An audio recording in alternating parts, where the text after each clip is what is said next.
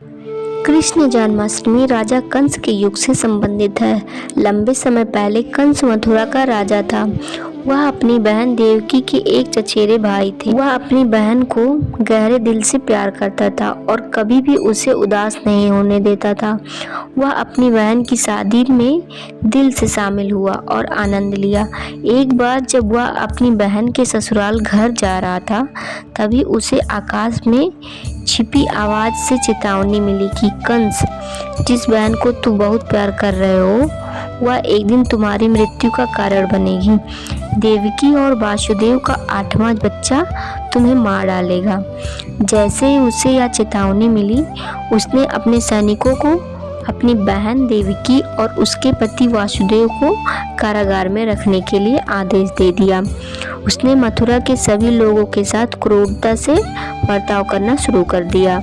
उसने ऐलान किया कि मैं अपनी बहन के सभी बच्चों को अपने हत्यारे को रास्ते से निकालने के लिए मार दूंगा। उसकी बहन ने अपने पहले बच्चे को जन्म दिया, फिर दूसरा, तीसरा और फिर 7वां, जो कि कंस के द्वारा एक एक करके मारे गए। बाद में देवकी अपने 8वें बच्चे के साथ गर्भवती हुई, अर्थात श्री कृष्ण जी, जो कि भगवान विष्णु का अवतार थे।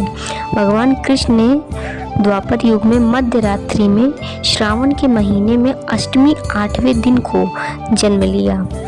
उस दिन से लोगों ने उसी दिन कृष्ण जन्माष्टमी या कृष्णाष्टमी का त्यौहार मनाना शुरू कर दिया। जब भगवान श्री कृष्ण नव पृथ्वी पे जन्म लिया, एक चमत्कार सा हुआ।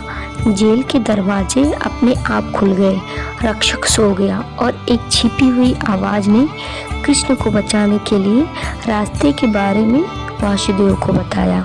वासुदेव ने कृष्णा को एक छोटी सी टोकरी में ले लिया और अंधेरे में मध्य रात्रि में एक बड़ी नदी से गोकुल में अपने दोस्त नंद के पास ले गए।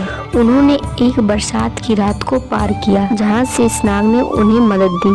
उन्होंने अपने बेटे को अपने दोस्त यशोदा और नंद बाबा की लड़की के साथ बदला और कंस की जेल वापस लौट आए। सभी दरवाजे बंद हो गए और कंस को संदेश भेज दिया गया कि देवकी ने एक लड़की को जन्म दिया था। कंस आया और उस लड़की को पटक कर मारने की कोशिश की।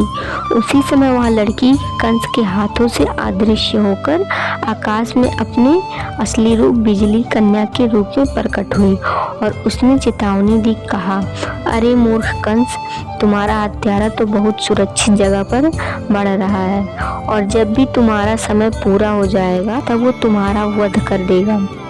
हिंदू पौराणिक कथाओं के अनुसार भगवान कृष्ण भगवान विष्णु के 8वें अवतार थे। यशोदा और नंद के सुरक्षित हाथ में गोकुल में बाल कृष्ण धीरे धीरे बढ़ रहे थे। बाद में उन्होंने कंस की सभी क्रूरता को समाप्त कर दिया और कंस की जेल से अपने माता पिता को मुक्त कर दिया।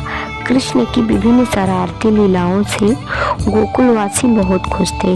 गोकुल में रहने वाले लोग इस त्योहार को गोकुलाष्टमी के रूप में मनाते हैं। तो दोस्तों, आज की वीडियो आपको कैसी लगी? अच्छी लगी हो तो लाइक और शेयर ज़रूर करिएगा और चैनल को भी सब्सक्राइब करिएगा। धन्यवाद।